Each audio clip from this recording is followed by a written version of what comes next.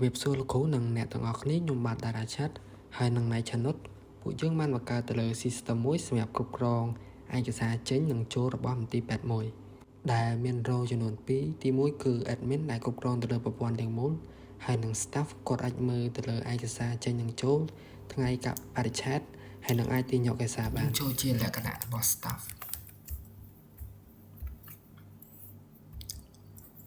ចូលជា role staff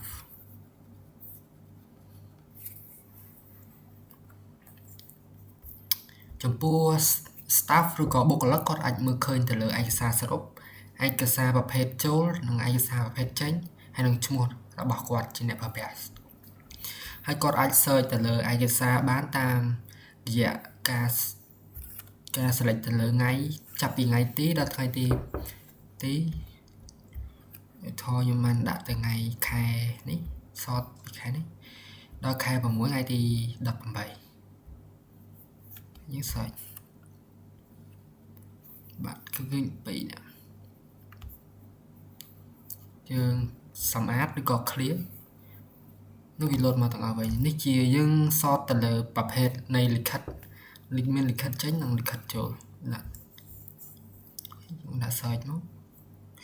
ក៏វាចេញទៅឲ្យលិខិតចេញហើយស្អែកនេះយើង search ទៅលើប្រភពនៃឯកសារ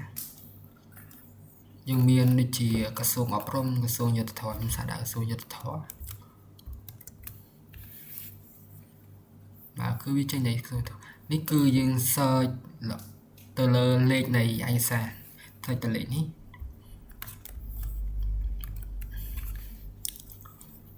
អូខេចំពោះកន្លែងនេះគឺមានលេខរៀងដូចគ្នាគឺដោយសារតែខ្ញុំបាន set ទៅលើលេខរៀងហ្នឹងគឺថាបើសិនជាលេខរៀងហ្នឹងនៅលិខិតនៅប្រភេទលិខិតផ្សេងគ្នាគឺអាចមានលេខរៀងដូចគ្នាបានហើយនៅក្នុងឆ្នាំផ្សេងគ្នាក៏អាចមានលេខគ្នាបានដែរប៉ុន្តែបើនៅក្នុងឆ្នាំតែមួយហើយប្រភេទលិខិតតែមួយវាអាចមានលេខដូចគ្នាបានទេហើយ user ក៏គាត់អាចធ្វើការមើលទៅលើនៃឯកសារលម្អិតបានដែរហើយនេះគឺជា PDF ដែលយើងអាច download បានដូចគ្នានិងព័ត៌មាននៃការបង្កើតនិងការកែប្រែចុងក្រោយផងដែរហើយគាត់ក៏អាចទាញយកជា PDF នេះបានដែរចំពោះឈ្មោះនៃ PDS គឺយើងដាក់ឈ្មោះជាលេខរៀងថ្ងៃទីកាលបរិច្ឆេទនៃលេខលិខិតហ្នឹងឥឡូវយើងចូលទៅដល់ add role admin ម្ដង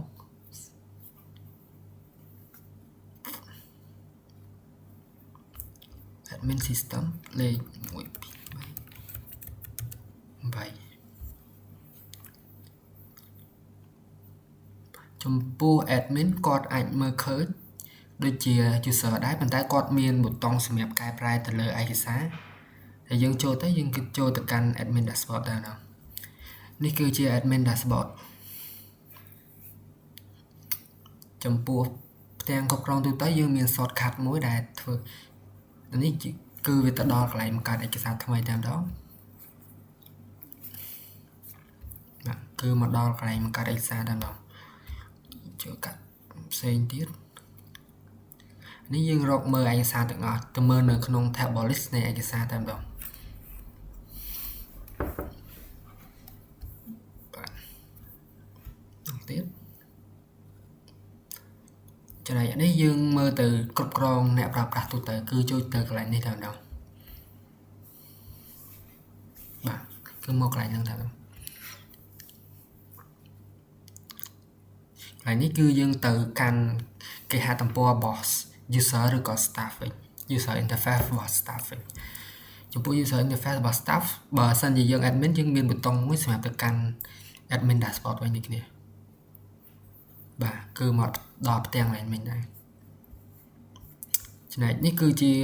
ឯកសារថ្មីដែលតាមតែចូលយើងអាចមើលឃើញអំពីប្រភេទលេខប្រភពនិងព័ត៌មាននៃឯកសារផ្សេងៗទៀតនេះយើងអាចមើលបានហើយនេះគឺជាចំនួនឯកសារសរុបឯកសារថ្ងៃនេះដែលបានបញ្ចូលឯកសារប្រចាំខែអ្នកប្រើប្រាស់លិខិតចូលសរុបលិខិតចេញសរុបយើងចូលមកដល់កន្លែងឯកសារពួកកន្លែងឯកសារគឺយើងគ្រប់គ្រងទូទៅយើងអាច search បានដូចគ្នាទៅលើដូចជា user interface ដែរ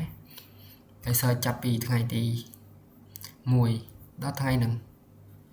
ទី21យើងអាច search បានសូមចាំតិចនេះគឺវា load ឲ្យបាទថ្ងៃ7ខែ6សិតនៅក្នុងខែហ្នឹងទាំងអស់ដោយសារតែខ្ញុំ set នៅខែហ្នឹង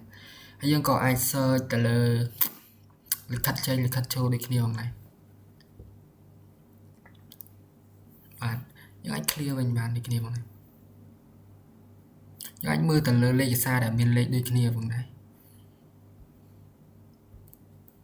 បាទនេះគឺយើងបានប្រាប់នេះលេខក្នុងឆ្នាំណាបាទទាំងអស់នេះជាការបង្កើតឯកសារនេះគឺជាប្រភេទយើងដាក់ទៅលើប្រភេទនៃឯកសារយើងធ្វើការ select ថតប្រភេទលិខិតចេញលេខ00503អត្តលេខ00222ប្រភពឯកសារឧទាហរណ៍ថាក្រសួងអប់រំចំពោះឯកសារភ្ជាប់ដូចជា PDF ឬក៏រូបភាពយើងបានកំណត់អតិបរមាឬក៏ចំនួនទំហំនៃ PDF គឺក្រោម10 MB យើងដាក់ប្រមាណក៏បានដែរឲ្យតែក្រោម10 MB សាកដាក់ឯកសារនេះចាំតិចកំពុងតែ upload បាទ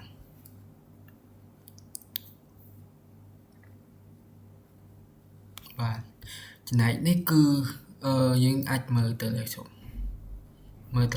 ដែលយើងបានបង្កើតមិនសិនអូខេគេថាវាបានជោគជ័យហើយនេះ003 022មិញបាទគឺមានចំនួននៃឯកសារផងដែរចំណែកនេះគឺការគ្រប់គ្រងទៅលើបុគ្គលិកដែលយើងជាអ្នក provide ទៅលើ email ហើយនិង password ទៅកាន់ staff ដើម្បីឲ្យគាត់ login ទៅកាន់ system របស់យើងដើម្បី download នៅឯកសារដែលយើង provide ឲ្យគាត់យើងអាចសាកដាក់បានឈ្មោះ data chat email របស់គាត់ក៏យើងជាអ្នក provide ឲ្យដែរ system ហើយពាក្យសម្ងាត់ក៏យើងជាអ្នក provide ឲ្យដែរដើម្បីងាយស្រួលក្នុងការគ្រប់គ្រងដោយសារតែវាជា system មួយសម្រាប់ឲ្យ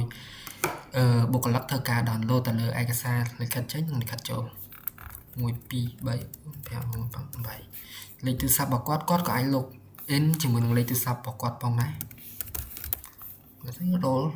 role ក៏យើងអាច select បានដូចគ្នាបាទគេថាជោគជ័យហើយយើងចាំមើលសារ login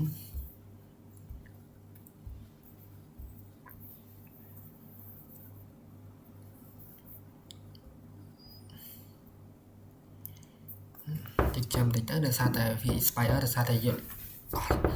អស់សម្ព័ន្ធភាពនៃ session ID របស់យើងសារ login ឈ្មោះខ្ញុំមិញបាទ data chat system 1 2 3 4 5 6 7 8